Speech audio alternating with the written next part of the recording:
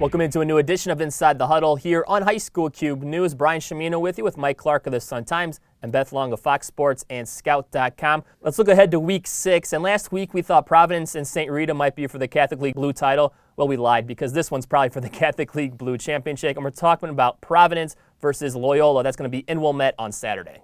Yeah, there's no doubt that Providence has played a great schedule and they've passed every test so far. They've opened with a win over Joliet Catholic that is the only loss that Joliet Catholic's had so far. They've beaten Mount Carmel. They've beaten St. Rita. This is going to be a big one. You know, Loyola has kind of flown under the radar a little bit by their standards. You know, they had the great comeback win against Edwardsville earlier in the season.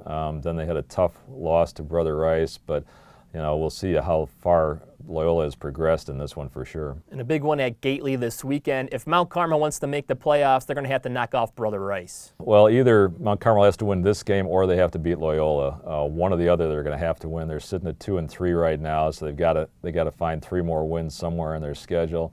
This is going to be an interesting one. Obviously, you know, Rice has shown that it's got a really good team this year, a really good defensive effort against Loyola and their win over Loyola.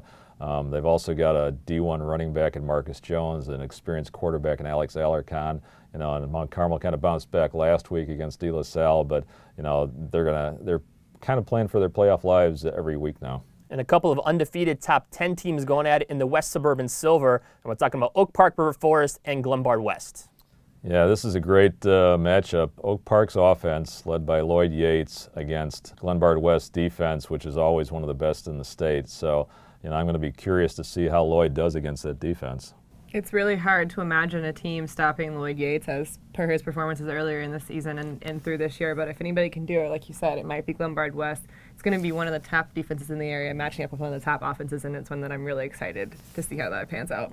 And Maine South will try and win their 67th straight conference game, this time against New Trier, who's the last team to knock them off. New Trier is kind of an intriguing story this year. They got a new coach in Brian Dahl, who did a great job of kind of reviving Elk Grove's program. Then he went and worked over in Britain for a while, trying to bring American football over to Europe and make it popular over there. Now he's back here.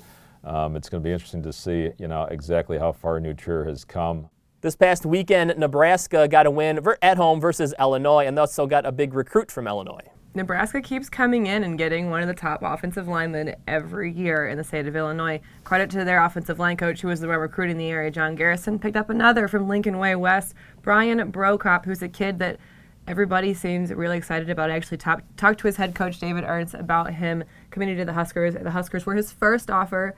And Ernst said that he could kind of feel that he was going to end up a Husker in the end from the very beginning of the recruiting process. He did have other offers from Illinois, from NC State, from Syracuse, from Kentucky. He had a lot of other options on the table, but decided that he was going to be a Husker. Also, another kid who's an offensive lineman who's got some interest is Philip Bergen. He is from Oak Park River Forest. He has offers from Georgia State and South Dakota State, getting interest from a lot of other schools.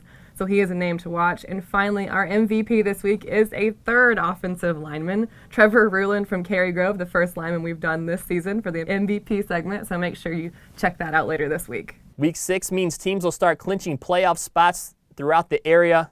Check out the results this weekend here on High School Cube News. That'll do it for this edition of Inside the Huddle. For Mike Clark and Beth Long, I'm Brian Chimino, and we'll see you next week.